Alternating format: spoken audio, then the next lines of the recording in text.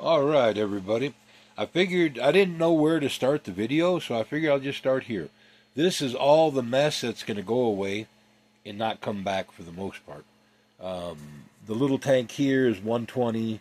It's going to become the new shower tank, for your hot water for your shower. It's going to have a 240 replace it that has two elements, so it's just more robust. I never had this side of the the concrete. It's down there. It's what all these extra lines are for. I never had it hooked in. Um, the only side I had is that side, and I didn't even have pressure on it, so it was like as hokey as it gets. And a lot of the stuff I do, I know it's just straight up hokey. Don't do what I do at all. Like, don't do that. That would be bad. I got to get up and around, and I want to show you a product review on. I can't speak highly enough of it. So, okay, give me a minute. Okay, this little pump here from Harbor Freight, it does pretty good. Do I think that it does like 16 gallons a minute like they advertise? I don't think so, but maybe it does is what I'm trying to get at. It does do it at a fairly high pressure for like a circulatory pump. It works really good. What we did is we took this out of our. This is where I take when I'm nasty outside and I work. Is I get in here if I don't want to track it in any farther, and I'll take a shower. I got it rigged up for that, and as the video goes on, you'll figure it out. But I took this out. That's about a kilowatt, like 900 watts of power to run this pump, which is crazy high, is what I'm trying to get at. Now, this is the pump that we replaced it with, and I've had this for over a year, but not in this application. And I can't speak highly enough of the pump. Here, watch it run for a minute.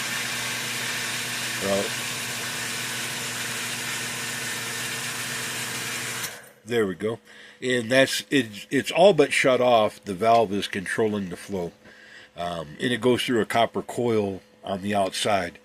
And I'll get the laser. I finally bought a laser, y'all. I think I showed you in the last video. I'll get a shot of the coil out there, and it was returning like 105, 100 and something. We'll get a measurement out there, but the little pump, for what it cost, $170, you couldn't buy the pump in the pressure tank separate.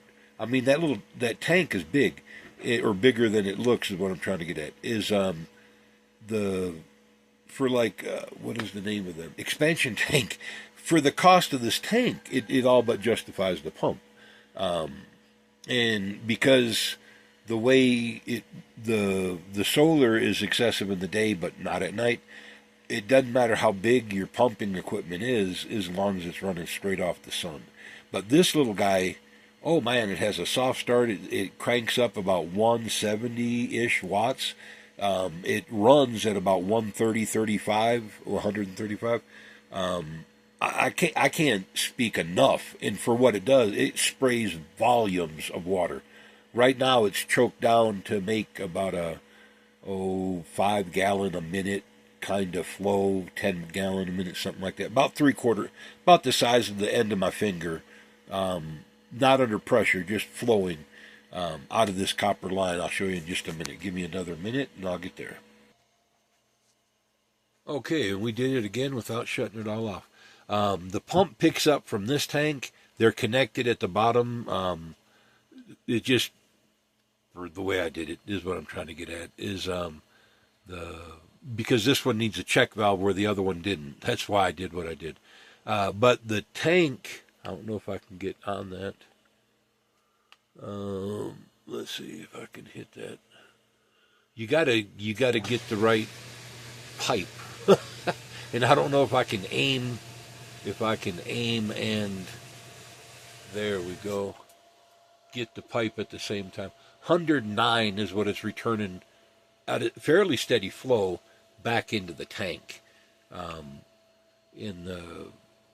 But you got, like I said, it's a little laser, and you got to go a long way to make it hit that tank.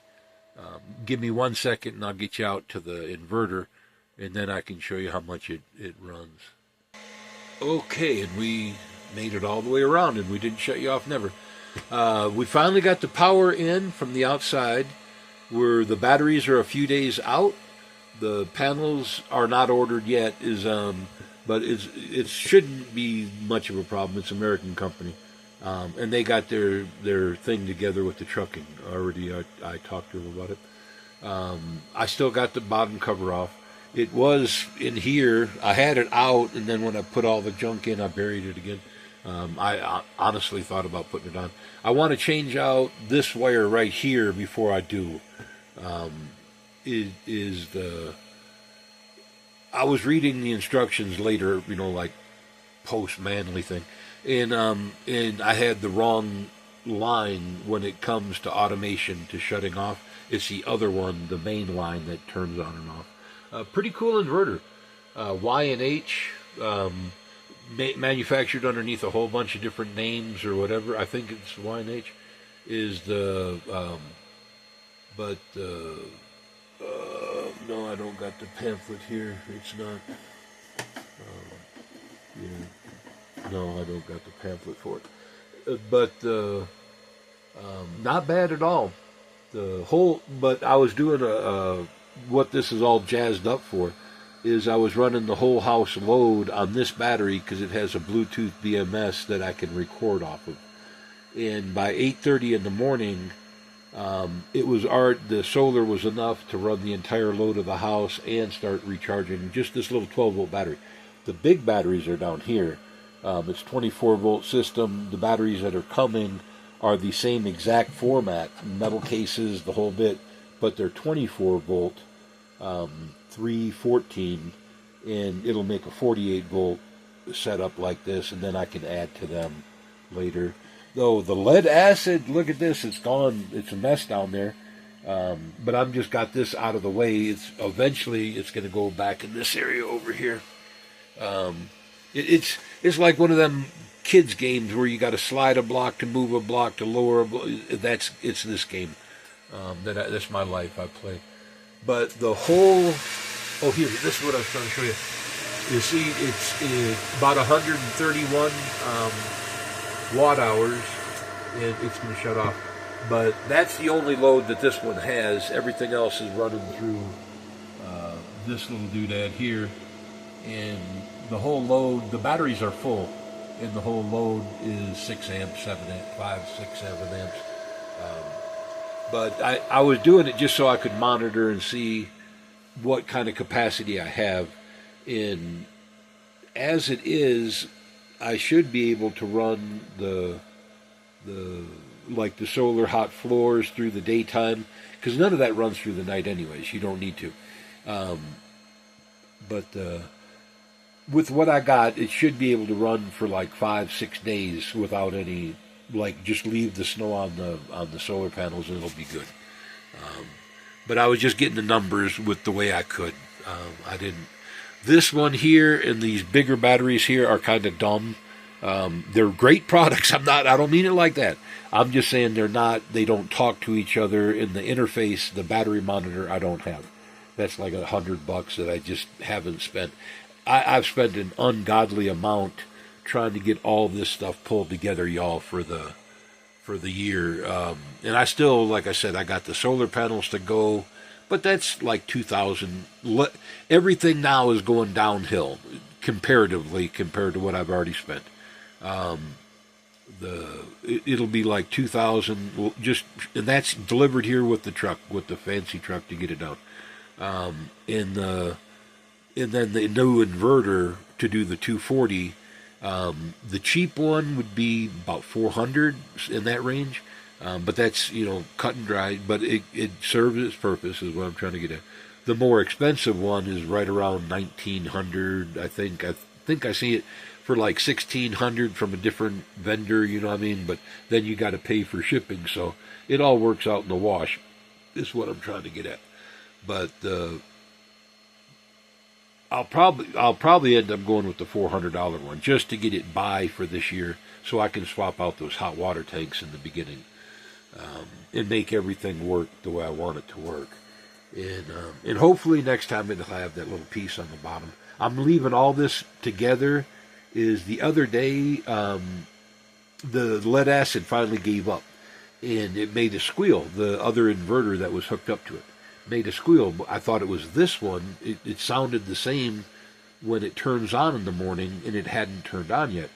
But I was just, Oldheimer's kind of thing, and I was thinking it was this, and I shut it off, not thinking, and then it was still squealing, so it was like obvious that it wasn't this one.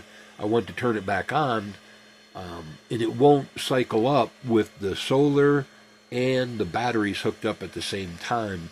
You got to cut one or the other. It'll work either way, but you got to cut one or the other to get it to boot up. Otherwise, it'll boot up and then shut off, boot up, and that gets aggravating.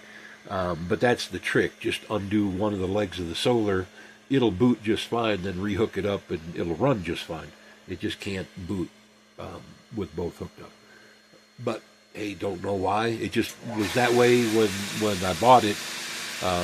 Or when I first installed it, it was aggravating me, like, why wouldn't it work?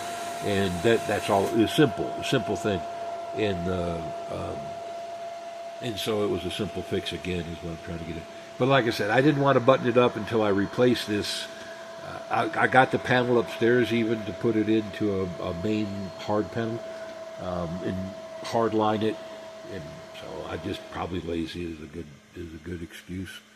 But as far as the power goes, as far as the batteries go, that lead acid was just wrong. Don't ever waste your money on lead acid, y'all. The lithium is so much better. This one little lithium here runs the refrigerator, the freezer, everything in the house. That the whole load was being run off of this little battery, and it was back to good by 10, 11, I guess. Probably 11, it was fully charged for the next day. But I got like 3,800 watts of solar panels. I got quite a bit, and I'm going to get a lot more, but that's dedicated to heating the water for the floor. And then the house will be 100% off grid. But everything here so far is, I've been making my transition from gas range and all that to induction range, because through the day, you got all the power in the world. You dream up ways to waste it. It's the one thing cool about solar. Once you get invested, it's easy to keep going.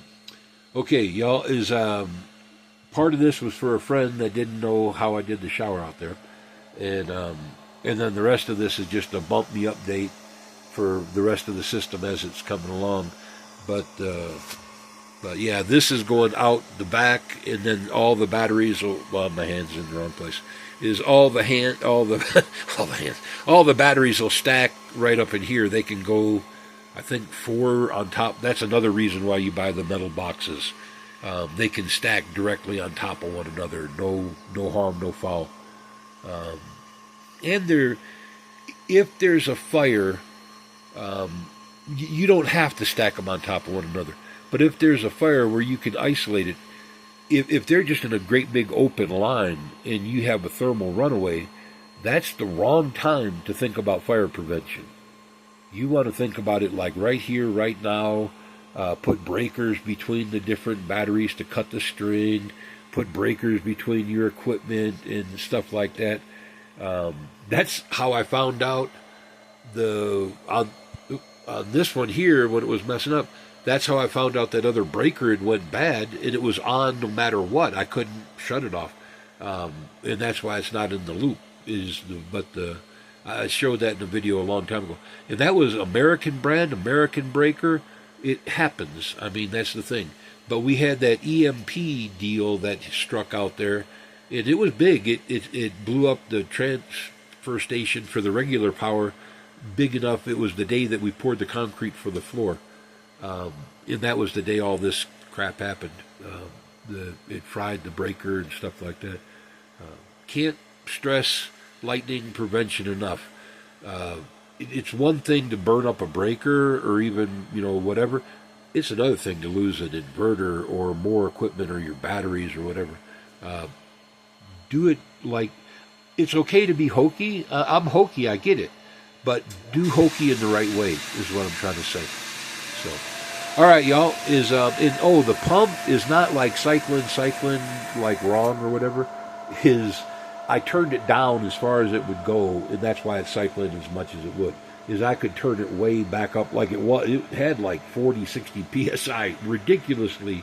It's a good pump. I cannot stress that pump enough for off-grid people or off-grid applications, especially for solar. Low power consumption, good volume, good pressure, automated, all that. $170, dude. It gets a thumbs up from me.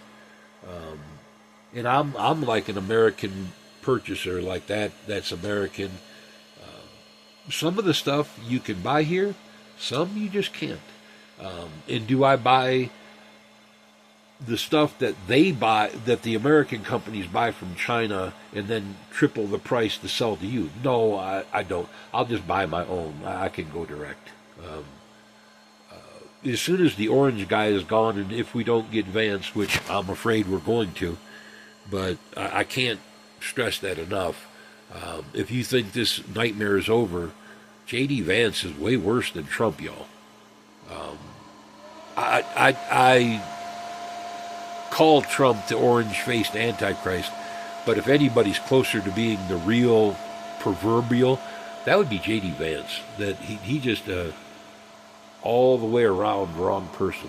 So be very careful of how you think your vote may or may not count or cast or whatever.